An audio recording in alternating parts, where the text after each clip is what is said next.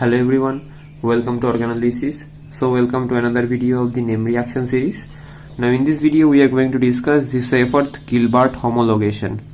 Now this reaction, I think this reaction is quite important, that's why I am taking this reaction in this name reaction series. So this reaction is a consequence of the Corey-Fuchs reaction. So I already made a video on Corey-Fuchs reaction and what are the reagents used in it. So you can go over here and check that video. So in this Seyfarth-Gilbert homologation, this is basically we are using an aldehyde or ketone to alkyne or terminal alkyne. Similar process that we are used in Corey-Fuchs reaction. So similarly, we are also using this aldehyde or ketone to terminal alkyne or alkyne in a different way, a different kind of reagents. So the first two scientists in the year of 1973. The two scientists, that is the Colvin and Hamill, they first reported the convenient method to convert this aldehyde or ketone to corresponding acetylenes by using the reagent that they are using is the trimethylsilyl diazomethane. So they are using that one, that is they are taking an ketone and along with it they are using this one, that is 3-methyl group, along with this one with it. Now this is basically called the trimethylsilyl diazomethane, and they are using with it, and by using this N-butyl lithium THF they are getting this one, that is PH C triple bond C PH. So you can see over here that from a ketone you are getting an acetylene kind of derivative, right?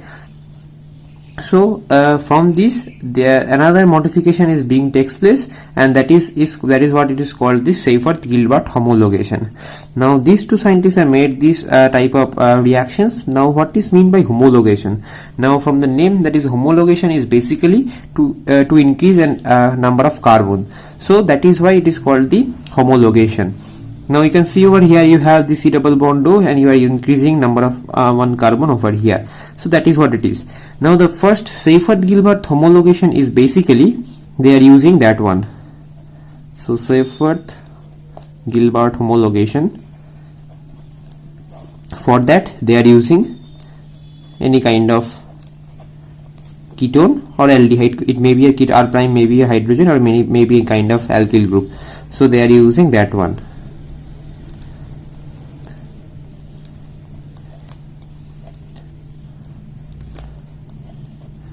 Now this reagent is basically called the dimethyl phosphonodiazomethane. So it is called dimethyl phosphonodiazomethane. So this is the reagent, and they are using a base and greater than one equivalent, and in presence of a solvent, so that we are getting this one. Alright, we are getting this one. So this is our alkyne, right? This is our alkyne. If the R prime is hydrogen, then this R2 will be R prime will be hydrogen over here. This is R and R prime. Hydrogen will be here, and you are getting a terminal alkyne in this position. So this is a Seyfarth-Gilbert homologation. Now the another mechanism is being proposed, and that is what it is called the O'Hara-Bestman modification. So this is the main modification of the Seyfarth-Gilbert homologation, is that the O'Hara-Bestman and Bestman modification. They are first doing they are taking an aldehyde over here, and they are using this kind of reagent, that is N2, and these two are 3 over here, right? So along with this they are using the K2CO3 as a base, and they are using this greater than or 2 equivalent, and along with this a methanol, and we are getting the same terminal alkyne over here, and the side reagent and the side product or byproduct is this one, right? So this is our overall reaction.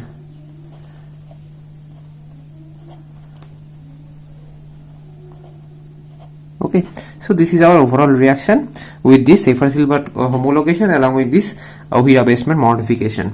Now the O'Hara-Weismann modification is needed basically because of the if we are using the R group, that is this R1 R group or this R group, we can use it in this position by any kind of alkyl group, aromatic group, or any kind of aldehyde group, and so from here we can get an homologated product, that is one increase of one carbon, and along with this we are getting this kind of alkyne product. So that is why this reaction is needed. Now the mechanism is quite important for this reaction. So let's see the mechanism first. When we are using this reaction, and our reagent is this one, so we are taking this reagent first, that is the R3O,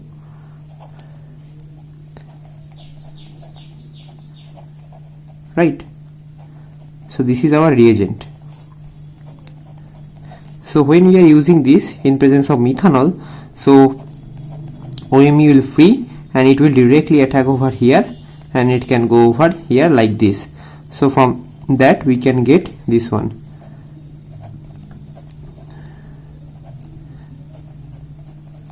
This is N2, this is O minus and OMe, like this. Now this bond can go over here and these bonds go like this way. So from here we are getting, that is this one, as you can see over here, this is our byproduct. From here we can get this byproduct, and along with this we are getting this intermediate R3O, right, and this one, okay, not here, this is a negative charge in this position. Now this negative charge can directly attack, and now this negative charge can take a proton from methanol to get this kind of structure, that is this one. It can take a proton from methanol, so we are getting this one. Now this is a side product of this. Now this negative charge is quite important. Now this reaction of this negative charge of this anion now with the carbonyl compound. Now we are taking this negative charge and it will react with the carbonyl compound that we are taking. Either it can be aldehyde or it can be your ketone, like this. So this is our this one N2 and this one, okay. So this kind of, we are taking this L ketone over here, this will attack over here, it can go like this. So similarly we get, I am not written the overall part, this is the rest part with it, this is the N2, and this negative charge directly attack with that, so we are getting this negative charge over here, O minus, and R1 R2 over there. Now we know that phosphorus oxygen can form a strong bond, so it will directly attack over the phosphorus center and it can go over like this. So this mechanism also quite similar to the HWE olefination. So HWE is basically Hornod, Wadsworth and Emmons. Now this reaction, if you know the reaction, then you can easily predict their mechanism will be like this. But this mechanism is quite similar to the Arbuckle reaction or the consequence of Wittig reaction. So if you don't know that what is the HW olefination, I will make a separate video on that topic. Okay. Now we are getting this one, that is PO double bond N2.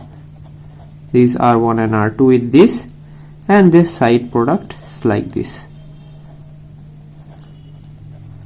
R3O, okay. So we are getting this one. Now from here, that you know that phosphorus oxygen can form a strong bond, so this bond can go here and this bond can go here, so it whole part will leave from the system, and finally we are getting the removed part. We can write in this way, that is, this is our removal part, R3O, OR3, and this is O minus, and the major product that we are getting, that is your R1 R2 double bond C double bond N2. Now you know that this N2 can leave from the system as a gas, and you have the negative charge over here. So if we break in this way, so we can get this one that is N triple bond N. This is positive, and we have the negative charge over here, R1 and R2. Now the important and the major change of this reaction is that this negative charge can go here, and this R1 group can migrate over here, and it will leave from the system as a gas. So finally the product that we are getting is this one, that is R1 C triple bond C and R2. Okay, so this is our major product. We are getting the alkyne over here. So this is all about the mechanism of the Seyferth-Gilbert homologation, and you can see that you are starting with this ketone or any kind of aldehyde, and you are getting an alkyne, or if you are using the aldehyde, and you are getting the terminal alkyne, right? So this is all about the mechanism. Now this reaction is quite important because of the changing to impose one carbon. So that is why this reaction is quite important. Now let's see some examples that are quite important for this reaction. Is this one. Okay, so this is your examples. Now these examples we are taking that we have aldehyde over here, and you can see over here the CO2Me, and this is your overall reagent. Now you can easily predict what will be the product, and you have the aldehyde, then you have this reagent and K2CO3 and methanol, so you can predict what will be the product. And this reaction is quite important because of, you can see over here, that is the this CHO is given to above the plane, and finally that you are getting after that you are getting a terminal alkyne. This is also in above the plane. So that is why this reaction is quite important. You don't have to change, and you are not getting a change stereochemistry products, right? So the final product that you are getting is this one, C H. This is your final product, and the rest part is quite similar to that.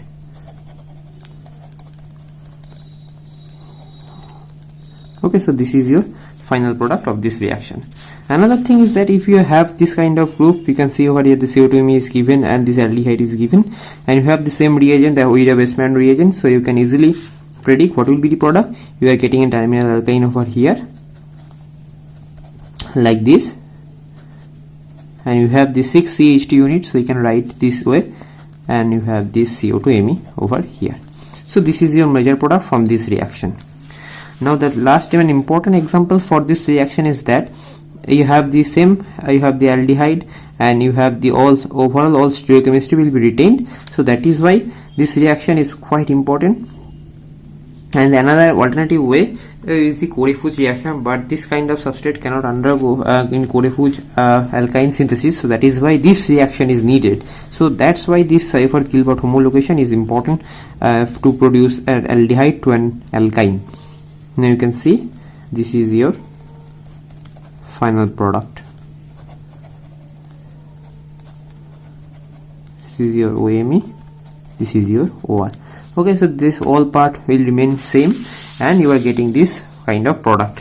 Now you can see that this reaction is quite important, and question may come in upcoming examination. So that is why I am taking this reaction in the reaction series. So I hope this video is very much helpful for you, and I hope I covered all those topics related to this thing, and what are the reagents, the Seyferth-Gilbert, Ouida-Westman, their modifications and the mechanisms also, right? So if you have any doubt, let me know in the comment section. I will definitely try to answer all those questions, right?